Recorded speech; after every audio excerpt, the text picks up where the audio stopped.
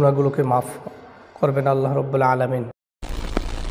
রাসূল পাক সাল্লাল্লাহু আলাইহি ওয়াসাল্লাম তিনি ইরশাদ করেন, যে ব্যক্তি ওযু করবে এবং উত্তম রূপেভাবে ওযু করবে, আল্লাহ রাব্বুল আলামিন এই ওযুর কারণে তার গুনাহগুলো ঝরে পড়ে যায়।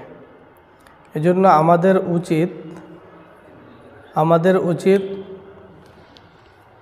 যে কোনো সময় ওযু করতে যাব ভালোভাবে হাত পা অঙ্গ প্রত্যঙ্গ, বিশেষ করে যে অঙ্গগুলো ধোয়া ফরজ, এগুলো ঠিক আছে কিনা, কোনো জায়গা শুকনা থাকে কিনা, এই জায়গাগুলো যদি আমরা সম্পূর্ণরূপে ভালোভাবে ধৌত করতে পারি এবং উত্তম রূপে ওযু করতে পারি, তাহলে এই ওযুর মাধ্যমেই আমাদের গুনাহগুলোকে মাফ করবেন আল্লাহ রাব্বুল আলামিন।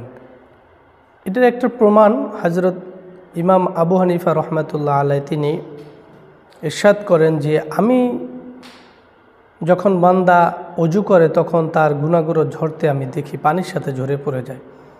এজন্য আসলে এটা একটা বড় আমাদের জন্য আল্লাহ তাআলা বড় একটি সুযোগ দিয়েছেন যে বারবার ওযু করব, আর বারবার যদি আমাদের গুনাহ ঝরে যায় তাহলে আমাদের জীবনের জন্য অত্যন্ত ভালো একটি মুহূর্ত।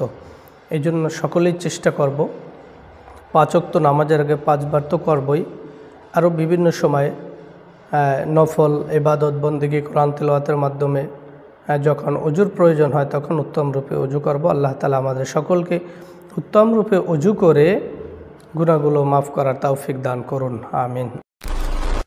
আপনার জীবদ্দশায় আপনি যখন থেকে বালেগ হয়েছেন, প্রাপ্তবয়স্ক হয়েছেন, ওখান থেকে যত নামাজ ছুটে গেছে এটা তো আসলে অনেকে হিসাবও করতে পারেন না। এই যারা হিসাব করতে না পারবেন তাদের অবস্থাটা কি?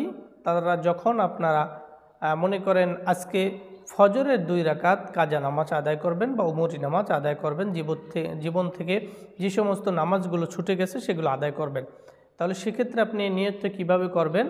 কারণ আপনার তো জানা নাই কোন দিন কোনভাবে, এটা না বলে সুন্দর করে এভাবে বলবেন, হে আল্লাহ, আমার জীবদ্দশায় ফজরের নামাজ যত কাজা হয়েছে তার থেকে আমি আজকে 2 রাকাত আদায় করে নিলাম, এটা বাস হয়ে গেল। তাহলে আর আপনার অমুক তমুক দিন বা সময় নির্ধারণ প্রয়োজন হবে না, বা এটা করেও আপনি পারবেন না। এজন্য কাজা নামাজে বা পিছনের যত নামাজ ছুটে গেছে সেগুলো আদায় করার ক্ষেত্রে অবশ্যই ওক্ত ধরে আপনি বলবেন অমুক ওক্তর ফজর হলে ফজর, জোহর হলে জোহর, আসর হলে আসর, মাগরিব হলে মাগরিব, ঈশা হলে ঈশাও, যে আমি ঈশার নামাজের অমুক ফরজ নামাজগুলোর মধ্য থেকে যত ছুটে গেছে তার মধ্যে আজকে আমি 4 রাকাত কাজা আদায় করে নিলাম। এভাবে যদি নিয়তটা করেন আশা করি আল্লাহ তাআলা কবুল করবেন।